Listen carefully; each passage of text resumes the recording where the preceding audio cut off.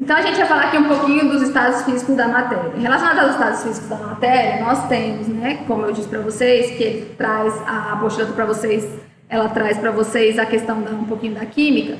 Ele traz para vocês o sólido, o líquido e o gasoso, né, que são estados físicos que estão presentes na natureza de uma forma geral, que a gente consegue observar. E ele traz como referência a molécula de água. Por que a molécula de água? Porque ela se encontra na natureza no estado sólido, no líquido e no gasoso. A gente pode perceber isso. Os icebergs, né, no estado sólido, os rios, os lagos no estado líquido e no estado gasoso, o vapor de água. Né? Então ele traz para vocês como referência a molécula de água.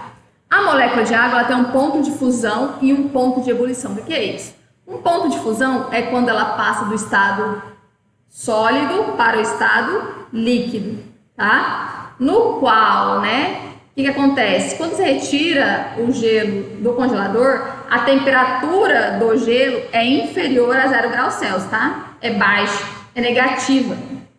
Quando você deixa ele sobre a superfície, ele começa o quê? A absorver calor, tá? E aí, automaticamente, sempre vai acontecer assim. Sempre passa-se do mais concentrado por menos concentrado. Então, a temperatura do ambiente está maior, está positiva, né? E a temperatura do gelo está negativa. Então, ele começa o quê? A absorver calor. E, consequentemente, quando ele absorve calor, a temperatura dele tende o quê? A aumentar. Quando ele atinge 0 graus Celsius, ele começa a derreter, né? Passar do estado sólido para o líquido. Detalhe, a água ela sempre vai se manter, né, em contato com o gelo no estado, tá passando do sólido do líquido e a temperatura dela vai sempre se manter a 0 graus Celsius, tá? Só quando ela derreter toda, o gelo derreter todo, que ele vai começar a absorver calor novamente. Então aquela água que está em contato com o gelo lá na caixa de isopor, ela também está a 0 graus Celsius. Depois que ela derreteu toda, né, o gelo derreteu todo, aí ela começa o quê? A absorver calor novamente. E o ponto de ebulição é quando a água começa a ferver e evaporar, ir embora, tá? E aí o que acontece? Como que acontece isso? Quando você coloca lá para fazer café, né? Esquece o leite lá, que é formado de molécula de água, ele vai embora, seca tudo, né? Então acontece alguns detalhes. A molécula de água ela é formada por um átomo de oxigênio e 2 de hidrogênio, tá? Não esqueçam disso. Ele traz aqui para vocês os estados, a transformação de estados físicos, né, da água. Nós temos o sólido, o líquido e o gasoso, tá? Não esqueça. E aí ele mostra para vocês a transformação. Quando ela passa do sólido para o líquido é chamado de fusão, é o gelo derretendo, né? Quando ela passa do líquido para o gasoso, choveu, né? Você olha lá no asfalto assim, começa o quê? Vê o vapor subindo, ela está passando do estado líquido para o gasoso. Mas acontece o processo inverso também, né? No qual nós temos o quê? Nós temos o processo no qual, quando a gente vai fazer arroz, acontecem 2 processos aqui ao mesmo tempo. Como assim? A mãe manda você fazer arroz, você vai ajudar ela, né, naquele momento de correria, e o que acontece? A água do arroz, ela começa a evaporar, né, e, consequentemente, quando ela evapora, ela passa do estado líquido para o gasoso. Mas, ao mesmo tempo, acontece um processo inverso. Como que acontece o processo inverso? No qual, lá na tampa, né, da panela, que a temperatura vai estar menor, né, o que acontece? Ela passa do estado gasoso para o estado líquido, tá? Então, não esqueçam, o processo, ele pode ser reversível, tá? Por isso que é mudança de estados físicos, tá? Mudança de estados físicos é porque um pode se transformar no outro. E aí nós temos a água no estado líquido, que ela vai passar também para o estado sólido, tá? Como que você faz isso? Pôs a água lá na forminha de gelo, guardou lá no congelador, esperou um tempo, a temperatura dela vai diminuir e ela vai solidificar, tá? Então você pode observar isso naturalmente.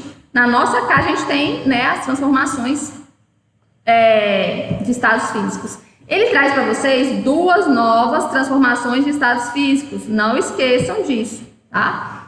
No qual ele traz o sólido, o líquido e o gasoso. E aqui ele mostra as moléculas, ó. No estado sólido as moléculas estão grudadas, mas elas não estão unidas, elas estão grudadas.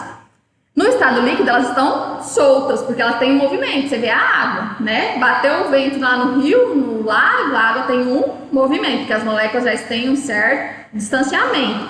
E no estado gasoso, as moléculas estão totalmente dispersas, e aí automaticamente elas vão embora, elas evaporam.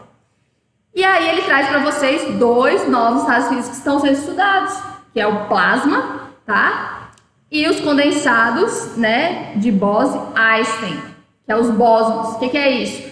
O plasma é o que acontece? A molécula está inserida em algo extremamente energético, né? No caso, ela forma o quê? Ela forma o nosso Sol, a nossa galáxia de uma forma geral, né?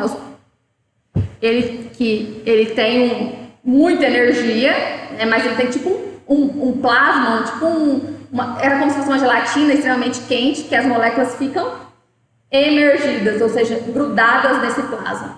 E aí, o outro estado físico particular é o condensado de Bose-Einstein, que é os bósons, né, que são condicionados a temperatura zero absoluta. O que é o zero absoluto? Nós utilizamos no nosso país a escala graus Celsius, porém, né, nós temos a escala Fahrenheit e também nós temos a escala Kelvin. Kelvin é utilizado pelo meio científico e Fahrenheit nos países de língua inglesa. Então, a gente consegue transformar uma temperatura na outra.